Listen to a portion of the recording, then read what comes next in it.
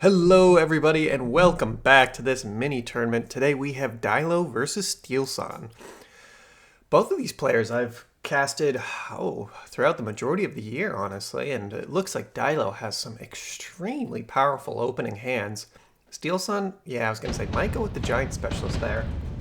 You know what? That Giant Specialist mixed in with the tanks and Fang is actually incredibly powerful. Like, this is such a great setup for a fortress push. Dillo went with the Rhino Specialist, one of the strongest specialists in the game, with a Steel Ball Fang push. Okay, so this should work out, at least initially, in Dillo's favor. If Steelsane doesn't grab anything that can kill off these steel balls quickly. Dillo also opted for some more chaff. I do like buying chaff at the start of a round, just because it means you have enough to last you probably till around round 4, round 5, where you might need to add on a couple more just to kind of put your opponent off a bit. Nothing like a hot glass of tea in the morning. This probably will go the way of Dillo, though. He's also got a pseudo headbutt set up. That looks pretty powerful. These snipers will actually aggro on the steel balls early, just because they're the unit that's closest to. So I'm not sure if that was Dillo's intention, but it doesn't mean that most of these steel balls should go down, but man, are they doing good work. At least on the left here, where they got some support by those crawlers. One steel ball left at full HP. Not bad. I'm not sure if it's going to be enough, though. This tower drop is going to be very telling. Dillo's units are incredibly fast, at least in compared to Steelsane's, and the sniper's on the wrong target. Sniper drops, it probably won't matter, if I'm honest with you. It looks like Steelsane's going to end up taking this. Steelsane did win the European Advanced Group over the weekend. Alright, good for Steelsane. I probably casted that game. No, I did not. There's been like a week and a half gap due to my work. Extended range on the War Factory for Dillo. Whoa. Okay. So this is a huge hit to the War Factory's HP, but just being able to shoot so much further, it doesn't change the War Factory's damage at all. I haven't seen this card ever played. Interesting. And Dillo was the one who picked it up. Dillo is your Rhino Specialist. Okay. Mass-produced Sledgehammer here for Steelsane means that his initial two Sledgehammers are going to be weaker, but he is able to put out 3 more. Wow, that's a lot of Sledgehammers. Generally, the mass-produced cards are worth it, as you just get so much more of the unit there's no reason really not to pick it up. This is a huge pull, though. I really like Dillo's playstyle here. By putting these 2 crawlers in the background, it draws off all of the flanks of Steelsane. We'll have to see if there's enough, though, as once these tanks re-engage, they're going to be in a pretty good position to sweep. Sniper leaves only one of these steel balls on the left again. There's a couple on the right, but they are going to have a lot of support. Man, that's a lot of tanks coming in. How do you beat the tank build? Well, generally artillery works fairly well.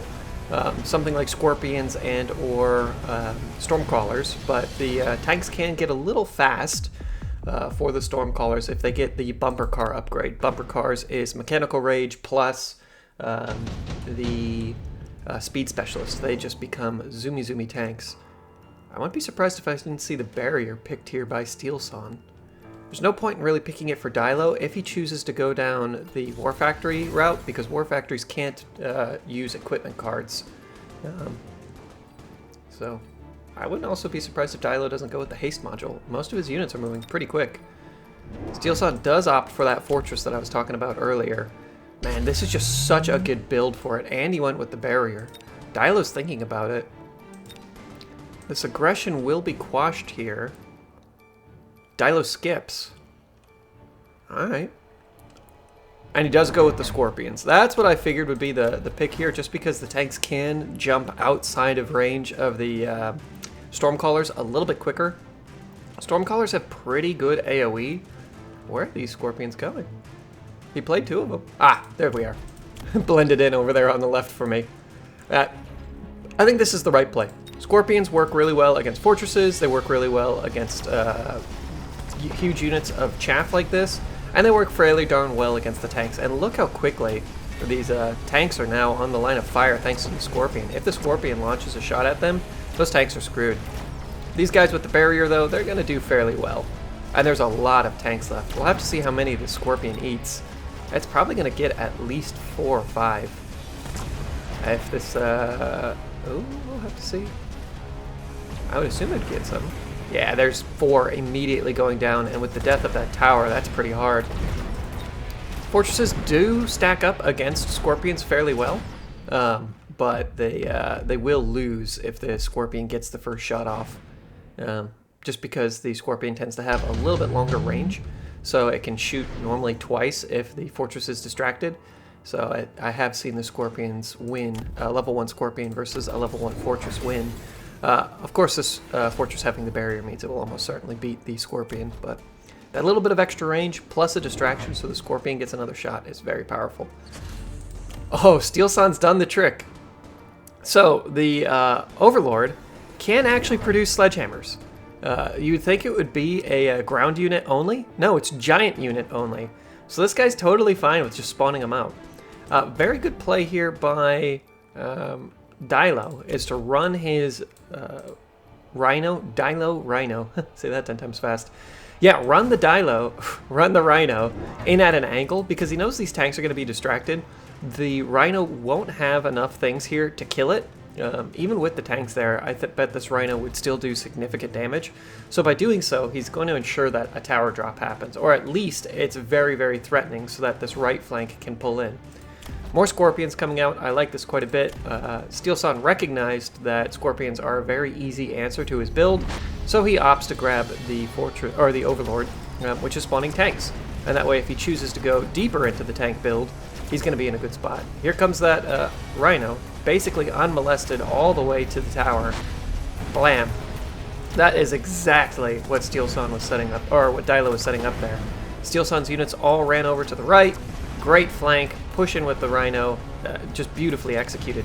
Now, although Dillo's units worked exceedingly well there, he is destined to lose this round, as there is nothing here that can kill the Overlord. In fact, the anti-air is very much lacking. There's only a couple of fortresses. Man, that Rhino might earn itself a level, though. It killed a tower, the majority of this flank, and it also punched a fortress to death. Did this thing get a level? No, it didn't. That's a shame. Ooh. This is a tough one. Parasitic ammo for Steelsane. Those level 3 Mustang are really strong. Or going into level 3 Fang is quite strong as well, just because they're a little bit cheaper. And there's already Fang on the field, so if these Fang upgrade and they all start to get crazy upgrades, they would work quite well. It's going to be the Elite Mustang.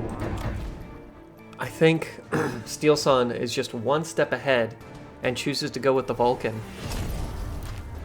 What did we recycle there? A unit of steel balls. Okay, going for a lighter composition. There's another fortress, most likely going to go on the right here for Steelsane. Yeah, just to cut off that angle.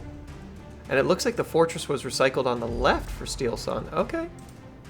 Give a little bit more protection here. I think Steelsane's realized that this Overlord is basically uncontested. So as long as the chaff dies, this Overlord is going to be just fine. The Mustangs will be able to easily cut through the Overlord at this point, but it will have some protection from the tanks that are being spawned. These tanks don't have any upgrades. We're only at round 5, though. So there's been one tank that's been leveled to level 2, but no tech upgrades have been chosen. I don't think any tech upgrades have been chosen by any player at this point, which is not uncommon.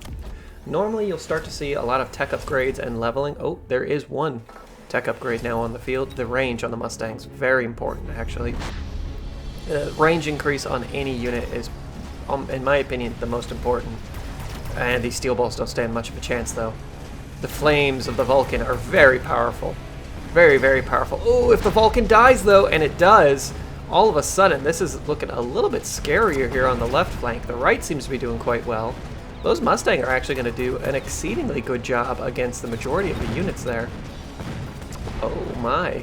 Well done here. I think Dillo's got this in the bag. Those level 3 Mustang are so powerful. They hit really hard. They move really fast. Like, you just can't beat them. Mustang are just such a great unit. Of course, you can just beat them. If you lay down fire, Mustang are screwed, but What a good pick. Top supply here by Steelsane. Speed specialist. Okay. I was gonna say I think the game might only go on 1 or 2 more rounds. Interesting choice there. Steelsane unlocks phoenixes. He doesn't play any. We did see a couple more. Aha! Well done, Steelsane. We did see a couple more Fang. But great play here by Steelsane, just unlocking 1 unit of Phoenix to go around the back. They'll kill the tower, and then they'll kill this back tower. So now all he needs to do is have his forces in the front hold on long enough. It's gonna be rough to see if that happens, though. 3 units of level 3 Mustang with range now on the field. That's a lot of firepower. And this little Vulcan does not quite have the chops to make it happen. Maybe if it had range, it could at least start firing a little bit quicker, so it could potentially kill some of these units, or increase damage, but I would opt for, instead, a secondary Vulcan. It would get gimped quite hard by this Scorpion, though. Scorpions hit exceedingly hard. It's going to be a race in towards the Vulcan. I think that's the right choice. We see some distraction crawlers. Those guys aren't going to last very long. But they do absorb a lot of the fire, at least for a moment. A couple of those little crawlers come out. Let's see these Phoenix. Are they going to be in time? Oh, it's going to be rough. The steel balls really don't accomplish much this time around. And there's a lot of crawlers now respawning due to the death. Yeah, those Phoenix did come in time. And it's a push back in the opposite direction. This Scorpion's going to have a long time to live, though. A very long time. I think getting the ablative plating or the armor enhancement on the tanks here would be very useful, just because they take a lot less damage from the Mustang shots. Still not enough. Those level 3 Mustang able to push through without much of an issue.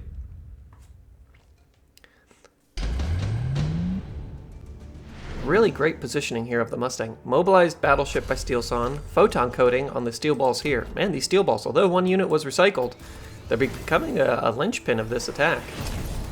Steelsane does agree with me. Grabbing that armor enhancement will be incredibly powerful, as it just gives a little bit more HP. One player is called GG. I think Dillo may have just shown his hand.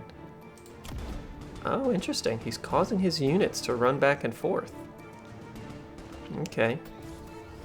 The Phoenix haven't been, they've been recycled, but they weren't actually dealt with.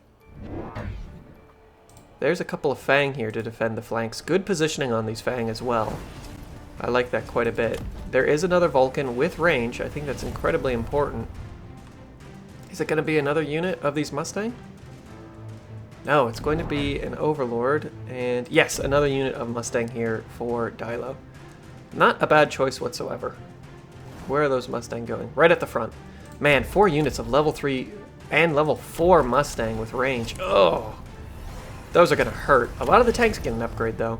That increase in HP is going to be very important. Shield for Steelsane. I think Steelsane's feeling a little nervous. And a speed upgrade. He also burned the Midnight Oil. So did Dillo. Both players are trying to end it here. The increased flame on the Vulcan is very, very powerful, though. Look at it. Just shoot and scoot. I think that's a good decision getting that Vulcan out of the way, but man, he's dying. He's dying fast to those Mustang. Oh, before even getting a volley off at them, he's down. And I think these steel balls are going to do great. The Overlord in the back dies to the Fang. You hate to see it, but such is life. Well played here by Steelsane. Knocked out in round 1. Not the expected result, given his pedigree, but GG. We'll move on to the next round. Be sure to like and subscribe. Round 2, looking pretty strong in this tournament. I do really like the shorter tournaments. I think that they offer quite a bit for newer players to not have to sit around too much. Flix coming in with the cost control specialist with steel balls and crawlers. We'll have to see what our soon-to-be blue player picks up.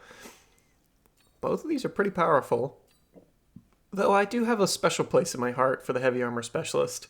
When the heavy armor specialist first dropped, it was widely considered to be one of the best specialists and has since fallen down quite a bit. Why? StarCraft 2, one of my favorite games of all time. I was actually just watching Loco TV's StarCraft 2 channel, and I think it was his Clem versus Cyril match.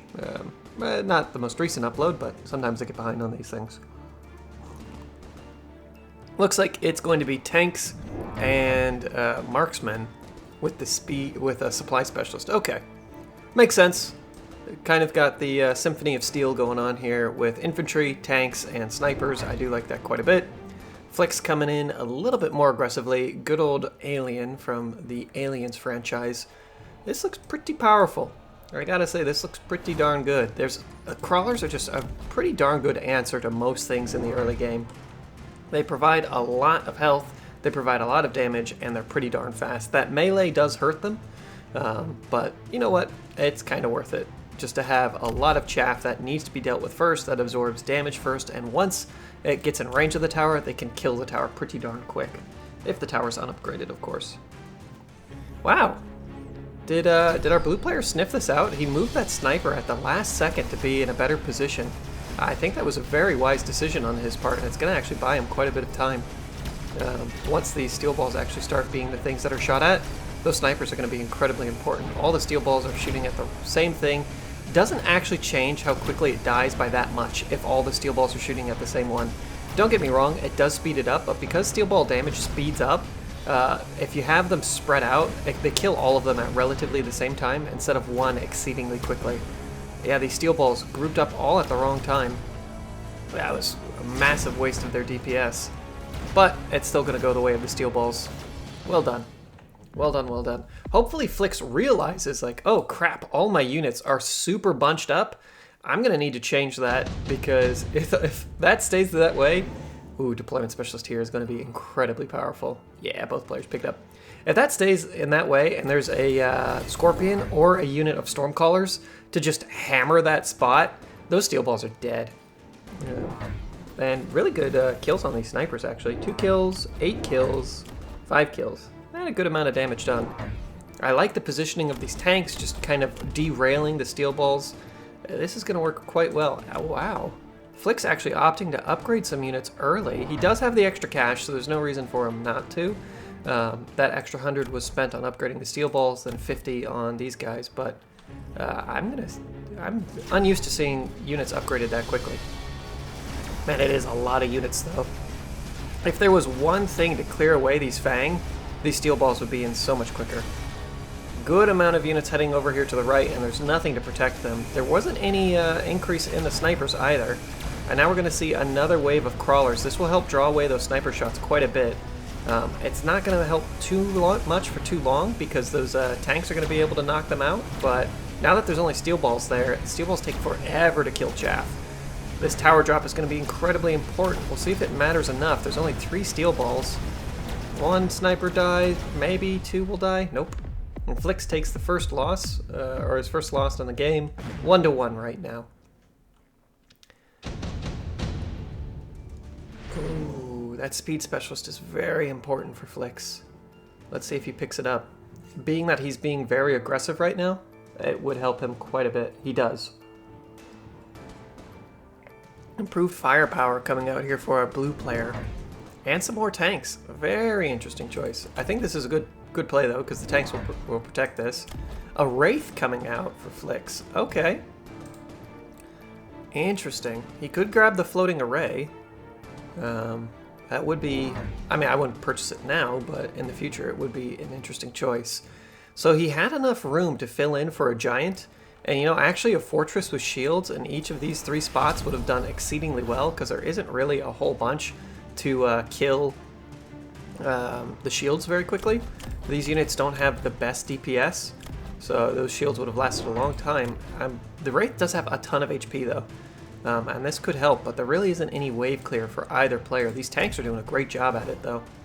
Steel balls are going to get ruined. Really good positioning here by our blue player. I feel like our blue player has a slightly better grasp of this this match right now, but we'll find out. Yeah, these guys are dead. Steel balls are terrible against chaff. Wraith is doing a good job, though, clearing away a lot of the chaff itself. That way the steel balls can get in there and start dealing with these tanks, but tanks with the mechanical rage upgrade are quite powerful. And once all of these tanks die, or once all of these steel balls die, this Wraith isn't going to have a great time against the snipers. It will take them a long time to kill it, just because they have such a high HP, Wraiths have such a high HP value, but it will still drop. Flix is in a pretty rough spot. I gotta say our blue player is playing this exceedingly well. Skip here by Flix, real quick skip. Wow, skip by our blue player as well. All right. It's going to be an Overlord. This was kind of what I thought would happen very quickly. Flix has like 0 anti-air besides these Wraiths. For those who don't know, yeah, Wraiths can shoot up. That surprised me as well when they first came out. And he's got 3 of them. What is this build? What an interesting and strange build. And the improved firepower on this Mama ship is going to be incredibly powerful here for our blue player. There is no protection here on the right again, so these guys are dead, but 2 extra Wraiths could make a difference in the amount of damage pumped out by these guys, plus the range means that they're going to start shooting much, much quicker. This one I'm a little bit more concerned about here for our blue player. The defense has been incredibly good, but look how many shots are coming out now, and this is a much quicker collapse. On the right, it's still going to go very much in the way of our blue player, but man, that's a lot of extra shots coming out from the Wraiths, and the Wraiths can target down multiple units at the same time, so they can be shooting at ground and air units at the same time, which is just incredibly powerful. Units that split their fire are almost always better than units that have to fire at the same target over and over again. Is there enough anti-air here? No. The Wraiths, I don't think they've taken a single point of damage, but man, have they done a bunch of killing. This guy might get the tower as well. It looks like it's not going to. The Wraith's kind of a slept-on unit, but this looks very powerful. Well done here by Flix. That's a good amount of damage. It's almost 1,000 damage, 900 damage. That's pretty darn good. Both players are pretty much even. Amp core here by Flix. Really? If he played 4 units, the junior manufacturing specialist is better. And it looks like that's going to be the way of our blue player. Flix immediately plays out another Wraith. Yeah, I mean, there isn't really a lot of anti-air here. This Overlord's going to do quite well. We'll have to see. If these guys died and started splitting into crawlers, that could be very annoying here for our blue player, but it doesn't look like that's the way Flix wants to play this. He just has a build. It's these 3 units and a repeating pattern across the front line. If that won't win it, then nothing will, I guess. He's leaving his backlines pretty open to an aerial counterattack. If our blue player does unlock some Phoenix right now, he could do the trick that we saw in the previous game, which is just have your Phoenix run all the way across and kill every single tower. It's a little bit of an expensive investment. It's a $300 investment, but not a bad choice. Overlord launchers, or launcher Overlord for the Overlords. Jeez, there's so many tongue twisters in this game. Decreases the attack interval by 50% and range by 20%. So these things are going to be much better at killing off steel balls. And you know what? They'll put out a lot more damage against the Wraiths too, because the Wraiths don't really have that great of a range anyways. That 5 meters is closed in like half a second, so not really a big deal there. Wraiths are going to take in a lot of damage here, but that's exactly what the Wraiths are here for. They're just buffers. Taking a ton of damage for these steel balls initially. Man, these Overlords are killing the steel balls so quickly. Look at them go. There's going to be one more wave of chaff, but we'll have to see if it's enough. I don't think so. That launcher Overlord is such a good pick. Oh my god, they're killing them just left, right, and center. Huge breakthrough on the left. That's a lot of Overlords. The Overlords do get weakened, and one might get taken out here if it's unlucky. Now, the split fire, they're actually working against the Wraiths. This Wraith may be able to kill it. Yeah, one gets it, but because the Wraiths still have such a low range, that one blast here by the Overlords are normally enough to get rid of a Wraith, especially with their lowered HP due to the cost control specialist.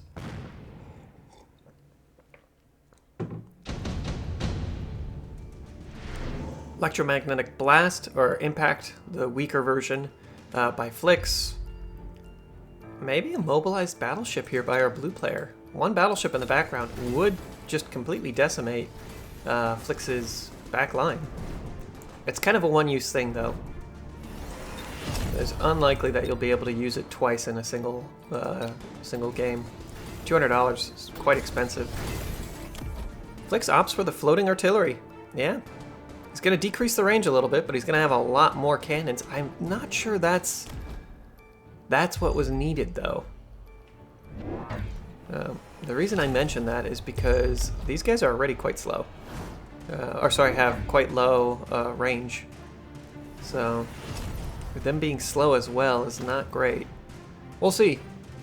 Maybe he's hoping to pull a bunch of units ahead of time?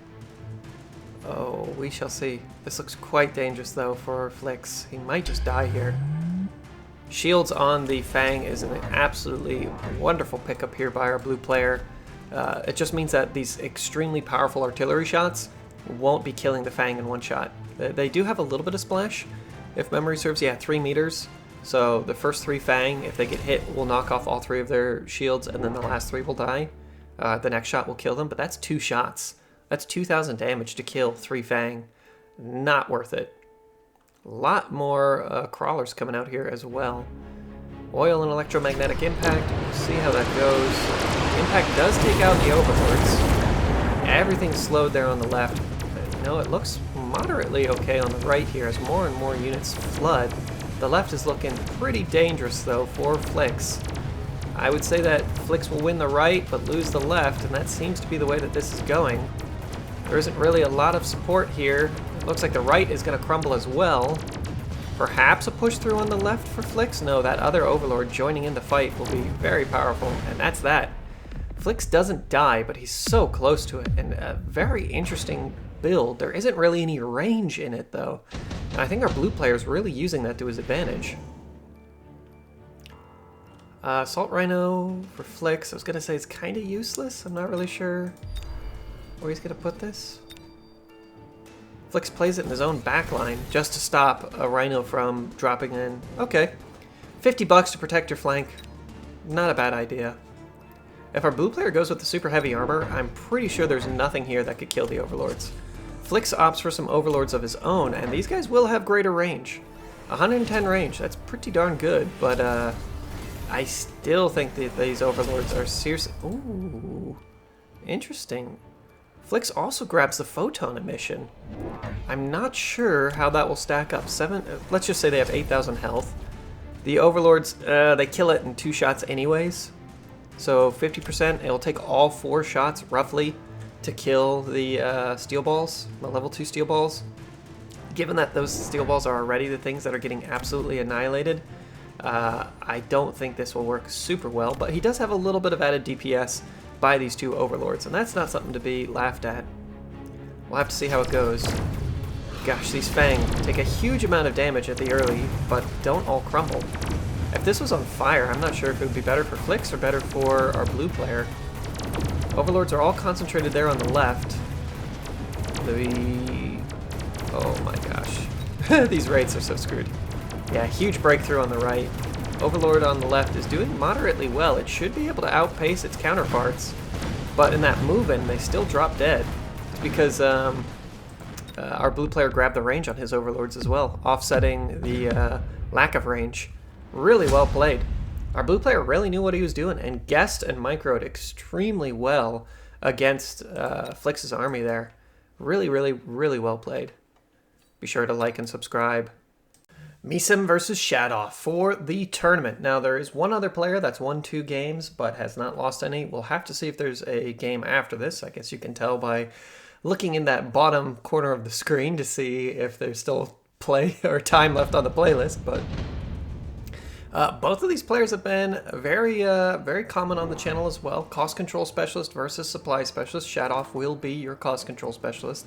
Coming in here with Fang and Phoenix. Man, I love starting with a flying unit. I don't believe Wasps are offered as flying units.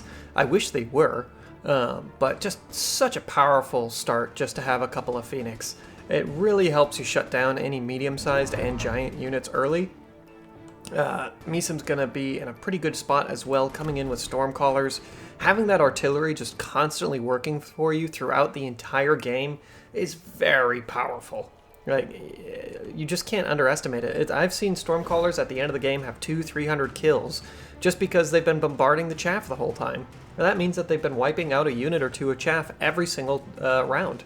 And that's totally worth it. You know, it costs you nothing to click them at the beginning of the game, especially if they come with a strong starting supply specialist, in this case, or a strong specialist, early game specialist. In this case, the supply specialist is generally thought to be like the second or third best specialist in the game. The cost control specialist is normally considered the first or second best specialist in the game. These two tend to flip-flop a little bit, just depending on your playstyle. That reduction in HP is kind of hard, but if you think about it, if your Fang earn a level and you use half of that money in order to upgrade your Fang, they're now worth double what they were originally. So yes, although their stats will be considerably worse by about 26% of other level 2 units, it's not too bad, because at least they're level 2 at that point and you could upgrade them for free. I don't think this will go in the way of Shadoff though, just because these Phoenix have to kill like a ton of units, and they're going to be relying on their Fang to get in there and deal the damage, and one barrage of the Stormcallers works really well against the Fang. So these poor Phoenix are going to have to kill an entire group of Fang, and that just doesn't work for them. It generally takes about 8 to 10 Fang to kill off a group of Phoenix, depending on the angle and the engagement, and these Phoenix are already weak in comparison to their usual counterparts. So, they shall die.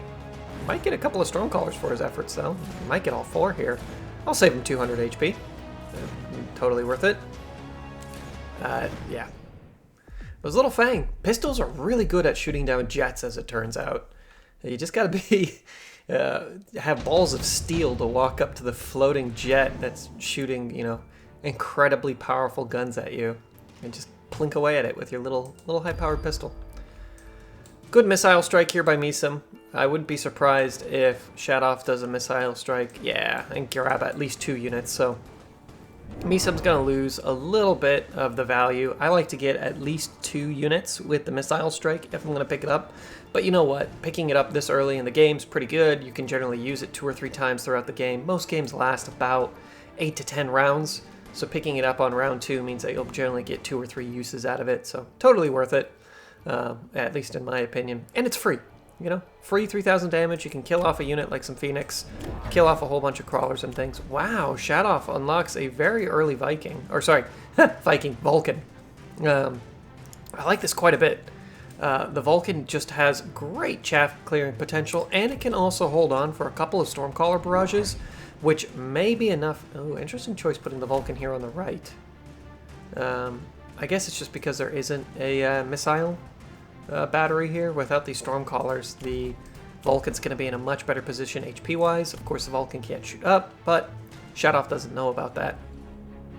I personally would have put the Vulcan where there's a little bit more chaff, but that's why Shadoff wins tournaments, and I just play them. We'll see. We shall see. The support of the Phoenix isn't really too important here on the left side. Really, it's going to come down to this Vulcan and the Phoenix engagement that will decide the entire battle here. Good shooting here by these Fang, though. Real good shooting. They're actually doing surprisingly well for themselves. Yeah, this is going just about as we thought. These little Fang might get a couple of extra kills in just because... no. I was going to say they might get a couple extra kills in because of those crawlers, but it doesn't look like it. These bad boys got to be real careful. If the Phoenix drop, that's basically it. When the Phoenix do drop, I have a feeling that these guys aren't going to die because the Fang, yeah, the Fang get absolutely annihilated by the Stormcallers in the back. Shadoff takes another small loss. It's not too bad. Granted, Shadoff will just become more powerful the longer the game goes on. So as the cost control specialist, you have to be willing to lose maybe 3 or 4 rounds, but small losses. That way you can continue to progress with your economic advantage. Oh, nothing like a delicious glass of tea. Does anybody else like green tea with a little bit of sugar and a little bit of cream? I'm sure somebody does. It's very common. I would like it if Shadoff kind of counteracted the Stormcallers a little bit by placing a unit of crawlers here and unlocking the dance, just so that these Stormcallers might aggro on it. They're really well positioned, these Stormcallers, though. Even just putting a unit of crawlers here and running back and forth would be worthwhile. A sniper. Okay, Marksman Vulcan used to be incredibly powerful Vulcan are still very, very good units, but the marksmen have been the thing that have fallen off. So recently, Vulcan and Phoenix have become much more common. I would like it if Shadoff was to pick a unit and just stick to it. You know, play a Vulcan, play a Phoenix, play a Vulcan, play a Phoenix, and then upgrade the heck out of them, and just keep adding on more and more Phoenix. That tends to work quite well, especially if you can get a couple of support units. Even the Fang with just the range upgrade do quite well for themselves, cost-wise. But we shall see how this goes. Kind of weird split by these Fang. I have to say that these Stormcallers are really going to be the determining factor in this in this engagement again, as they're just going to be able to annihilate these shields so much quicker. And there's already Phoenix support here. This one sniper does not make up for a Stormcaller battery. And once they start landing, yeah, it's basically over there. On the left, though, it's looking pretty okay for Shadoff. Both the Phoenix die, and there is an extra Vulcan on the field. This shield may drop. If it does, this Vulcan can clear away the rest of the chaff. And a little bit of damage is done, maybe even enough to kill the Vulcan with that tower drop. It is. Sniper takes out both, and wow, this is quite the win for Shadoff. A surprising win, honestly. Shadoff takes the lead.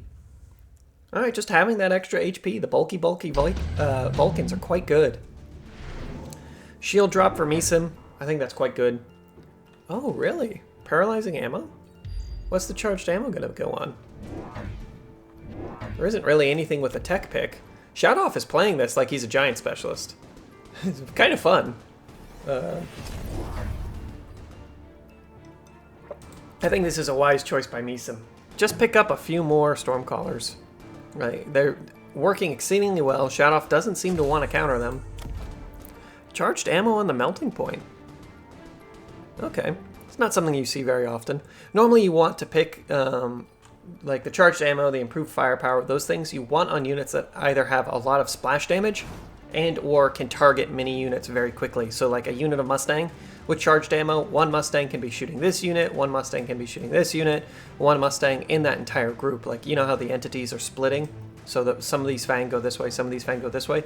They all have the charged ammo, and just by shooting one of those entities, it transfers it, or it means that you're applying that debuff kind of across the battlefield.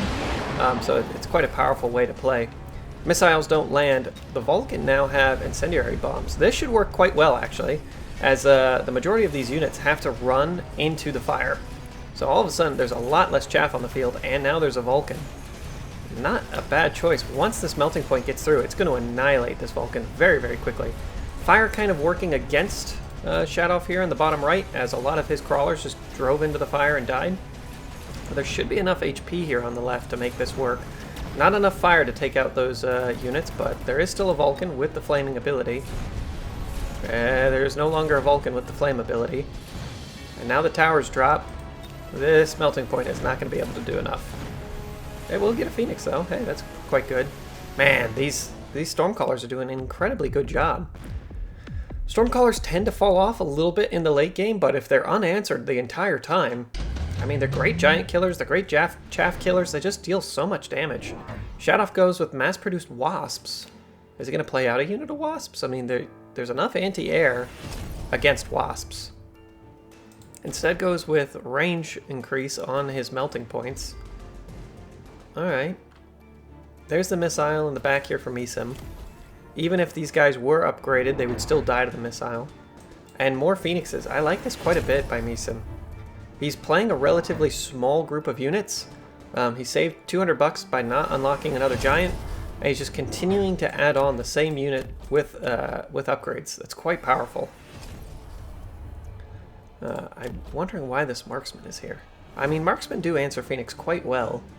Phoenix with range, though, they should outrange the marksman.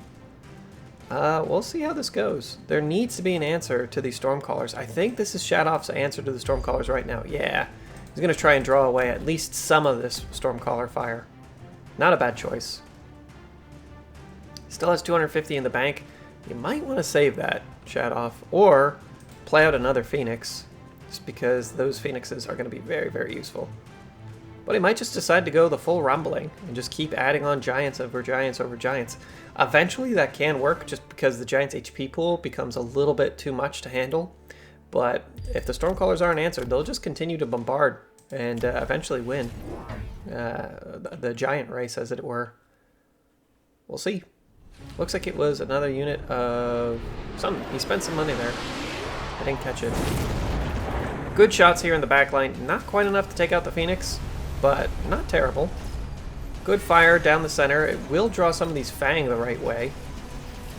There isn't any medium units really on the field for either player, though. A unit of tanks or just something that could absorb a bit more fire would be useful. Heck, even a Scorpion or two I could see being played out. The range on these melting points is huge, able to take out a ton of these units, but the Phoenixes are going to make a huge comeback now. We do see those crawlers returning. That is going to be incredibly important, as they're going to draw away the majority of this Phoenix fire. Oh no. But they're running into the wrong direction. No, little crawler boys. Don't run into the fire. And this little melting point. He's going to have a level on him, but he's got way too much to kill. Oh. There was one little crawler in the back line. Just doing his thing. Does this guy outrange them? No, definitely not. Oh, he might do quite well, though. It's not going to be enough, but hey, only losing by 5 Stormcallers? That's not bad for Shadoff. Again, the longer the game goes on, the more economic lead Shadoff will have. Tank production by both players. There's our medium units that I was talking about. It's going on to the melting point. Probably a wise decision. These Vulcan get range. Ah, and the Stormcallers grab fire. I was waiting for this. There's going to be enough burning on the field that what little chaff is on the field is going to be completely overwhelmed. Another marksman with the anti-air upgrade. Okay. It's not bad. This is a relatively new tech, at least in Mechabellum. That means that you're going to be able to shoot down aerial units much further away and deal significantly more damage to them. So it's quite powerful, especially against things like Overlords and Wraiths, because it used to be that Wraiths just had so much HP that if you got them to regenerate and with the armor enhancement, snipers just literally couldn't kill them. It was insanity. You'd have to grab the electromagnetic shot, which was not a super common pickup on snipers. I'm not even sure if that tech is offered anymore. I haven't seen it in such a long time. So you'd have to have something with electromagnetic shot or charged ammo to turn them off. But I still believe that Wraiths will regen even if their tech has been quote-unquote disabled. So it may have been a bug. I haven't seen it played out in the last month and a half once the changes to snipers did take place. So we shall see. We shall see. But this also means that the snipers can have insane range against the aerial units, because they can have this specialization plus range, and they do work off of each other. So your sniper is able to like shoot a Phoenix halfway across the field. Like right now, he's already plinking away at some... Jeez, there's so much fire here. It's really hard to see what the heck is going on with all the burning. Oh, wow. These melting points are actually doing quite well for themselves. Right now, they're only working on weaker units, though. And once the sniper, yeah, the sniper still dies. Even with the aerial specialization, there just isn't enough chaff here for the snipers to get done what they need to do. Wow, just a crushing victory. I think the fire on the Stormcallers really made the difference there, as all of the chaff burned off. Shadoff is about to die. He needs to answer these Stormcallers. If there is just like 4 or 5 of these missile interceptors, it would shut down so much of this damage. Missile interceptors are very unpopular, just because they do work worse over time. So the longer the match goes on, the worse they'll be. But this is exactly what Measim was looking for. Just, hey, I'm going to push in the win now with some super cheap wasps. I can see that all of his anti-air dies within like 30 seconds of this battle. Yeah, just play some wasps. Heck, even some wasps on the flanks wouldn't do badly. And now respawning Phoenix? Oh my word. Yeah, Measim has this one in the bag. Measim was our Advanced Group Asia champion in the mini tournament, so I'm guessing that was last week's as well, because it tends to expire every week. Great job on Measim. 2 Asian mini tournaments under the belt. Yeah, that's quite the win. Oh wow, Shadoff also grabs his cheap Phoenix, or his cheap wasps now, and with shields. Okay, I think that's a great pickup, and he's played out the missile interceptors. He has a chance. He has a small chance. We will have to see if it's enough. I don't think it is, but heck, even if he can stay in this one more round, it's going to buy him a lot of time. Ooh, you got to be real careful with that. I've mentioned it before, but if you run your crawlers in such a way that you don't run all of them at once, the missile will shoot at the crawlers that are going... Oh, it was shot down by the missile interceptor. Haha! Well done. All of the missiles are being shot down by the missile interceptor. This is working quite well. I'm not sure what Shadoff's missile was meant to do there. It just killed a couple of crawlers, but the anti-air is starting to come in here, and the Wasps with shields should have no problem taking out Wasps without shields.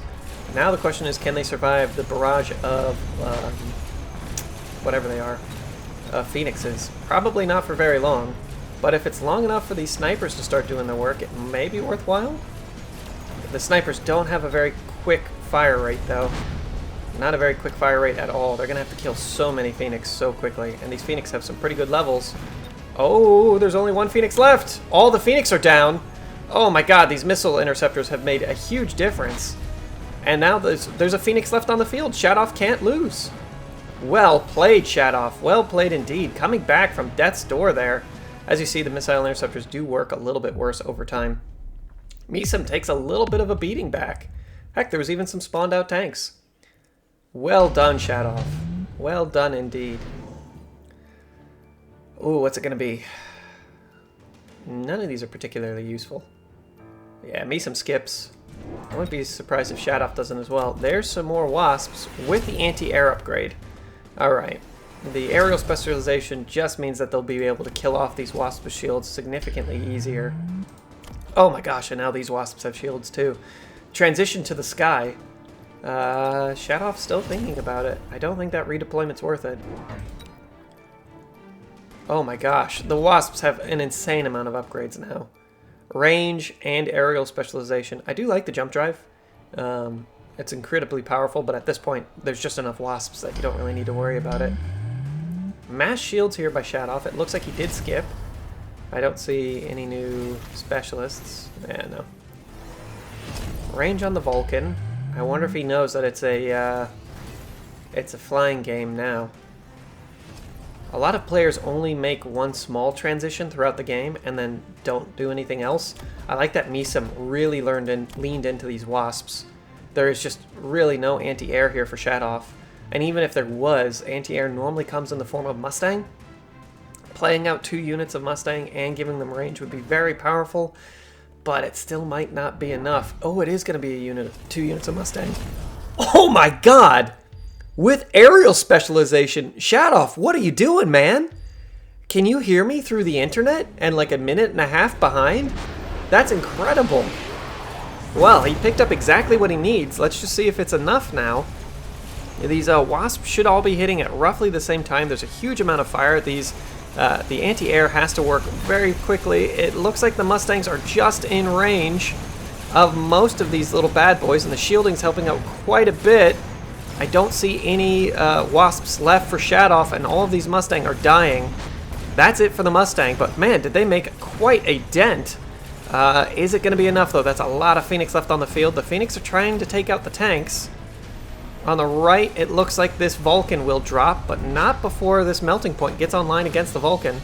That missile interceptor dying would be huge. Oh, there's a couple of Phoenix left, and they're all going to respawn. If those Phoenix all respawn, that's it. I think the Phoenix got it. Yes, GG. Shadoff, so close.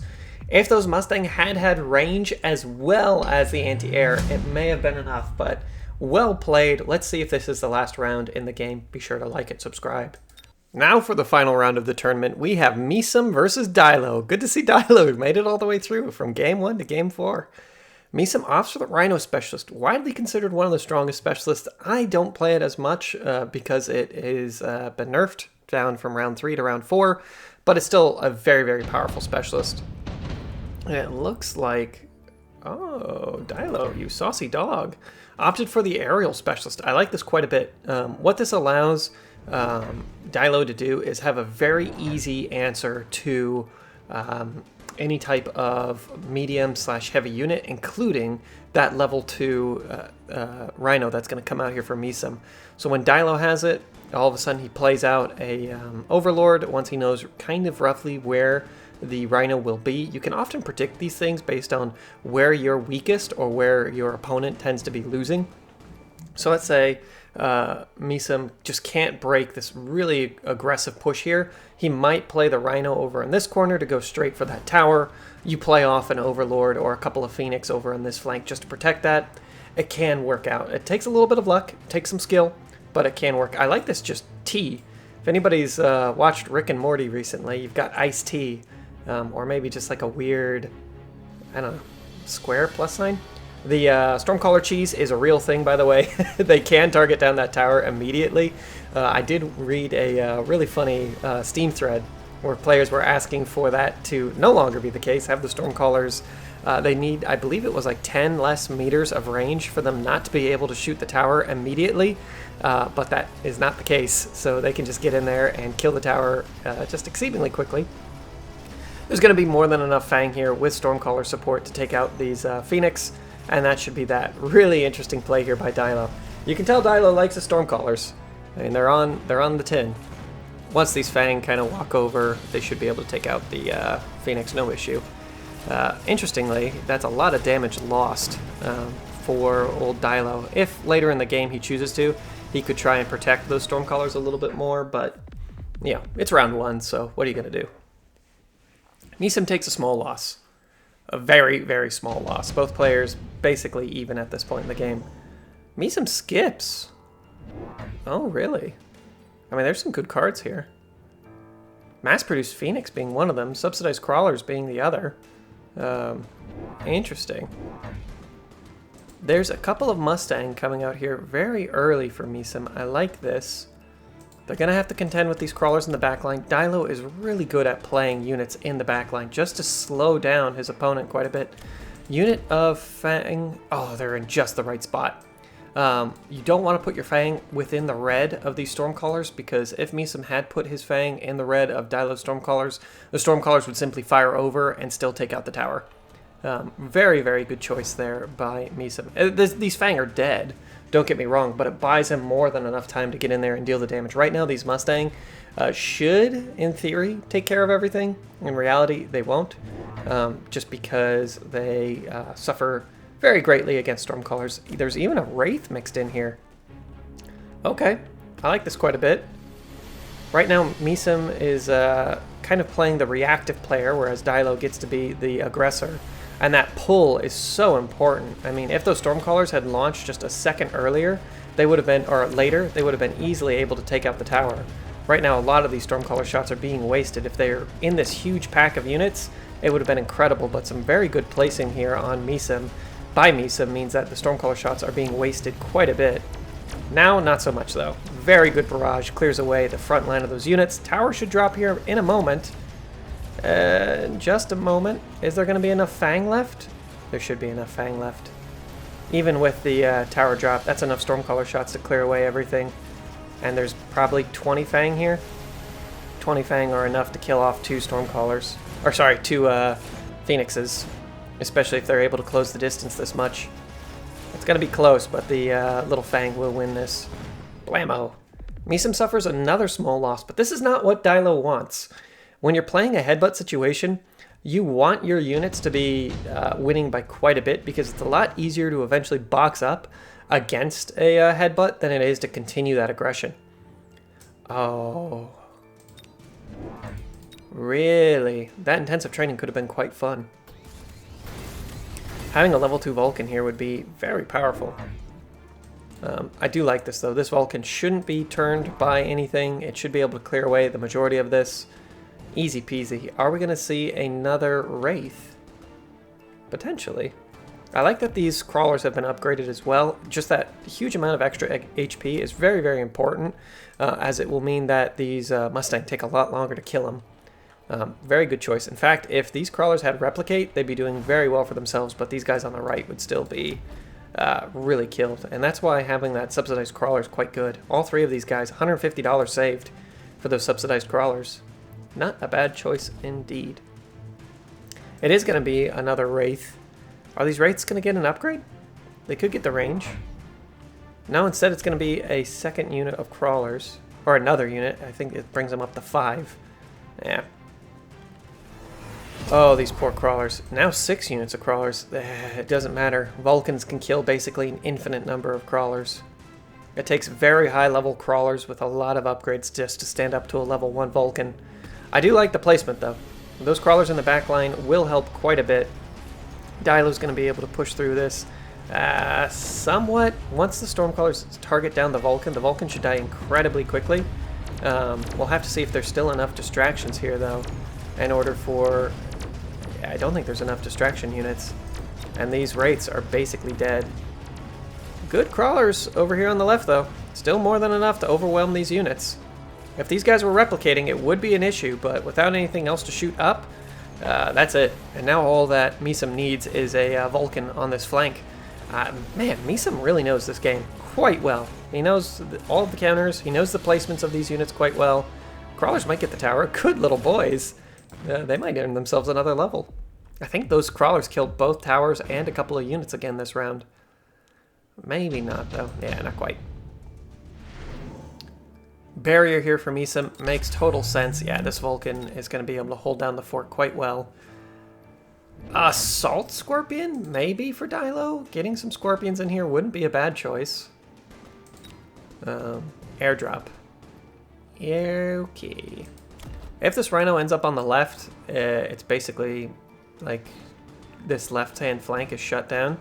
At least given what's on the field right now. Airdrop over here. Okay, just to keep these crawlers up for an extra minute. It's level 1 crawlers versus level 1 crawlers though, so not really too much interesting going on there. With another Wraith with range in the background. Okay.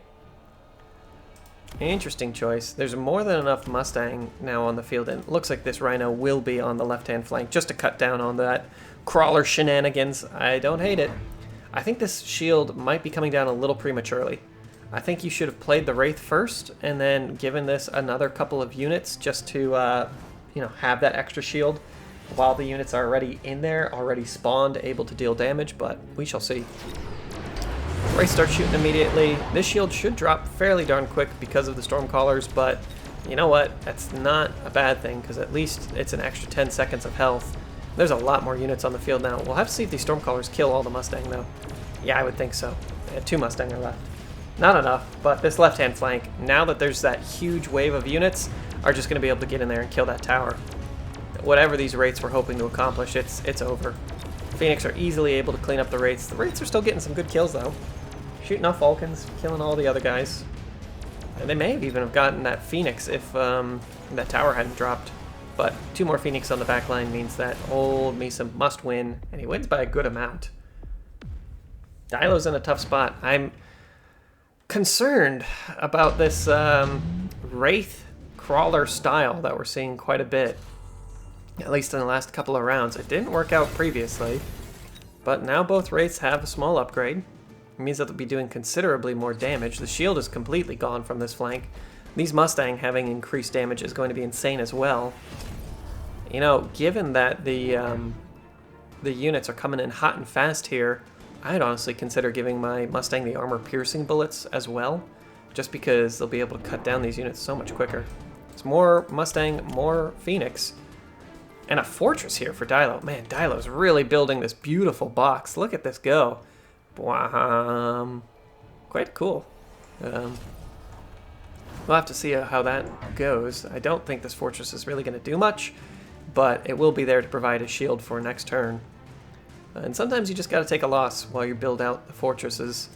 Suddenly 2 fortresses on this flank with shields as well would be quite good. There's nothing really that they're supporting, but man, even some of the Stormcallers going down, not the best. Man, that's a lot more damage coming out though.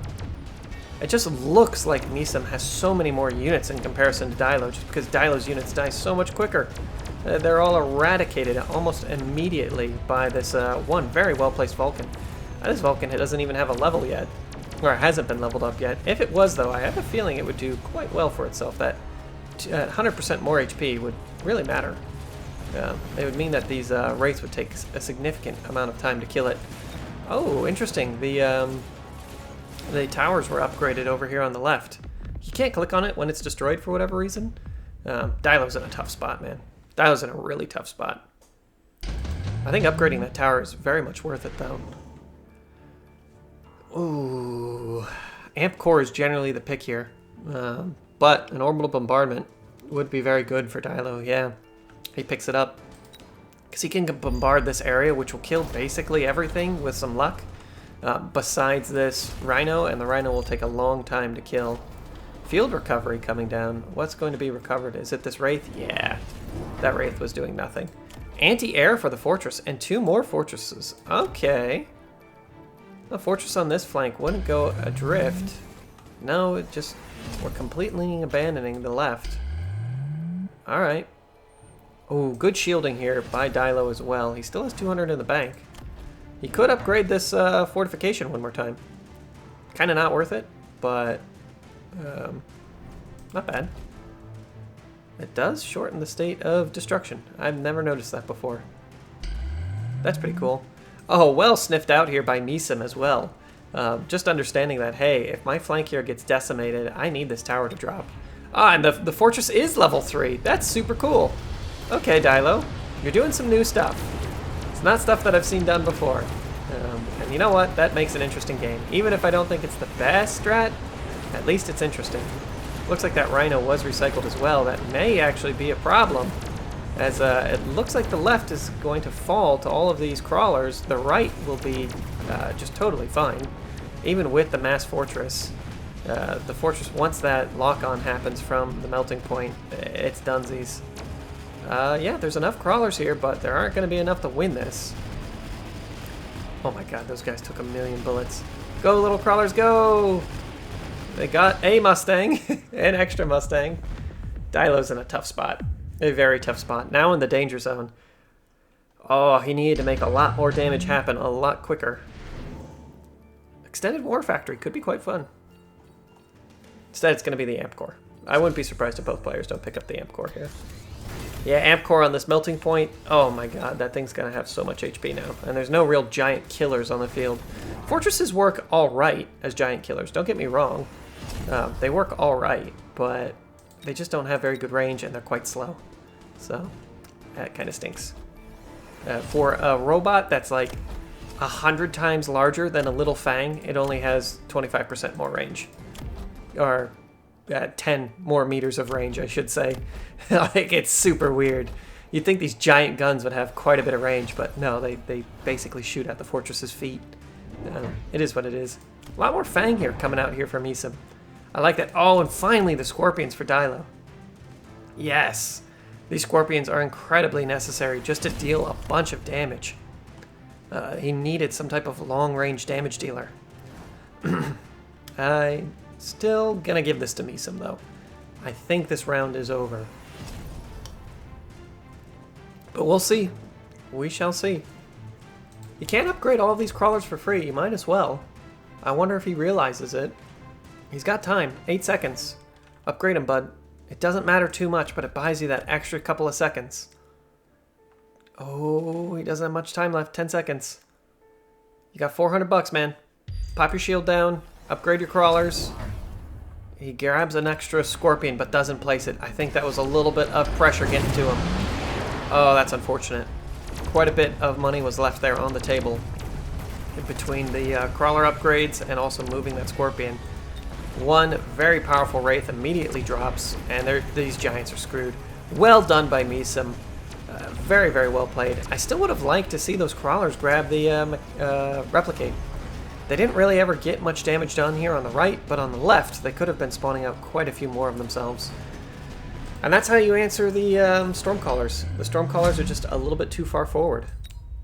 We should be able to see our tournament results here in a moment. Nope. Congratulations to Measim and Dillo, to all of our other players who have joined and played. If you haven't seen Lycanthos, go check him out. He streams sometimes. Shadoff did quite well. GG, everybody. We will see you in the next tournament. Bye.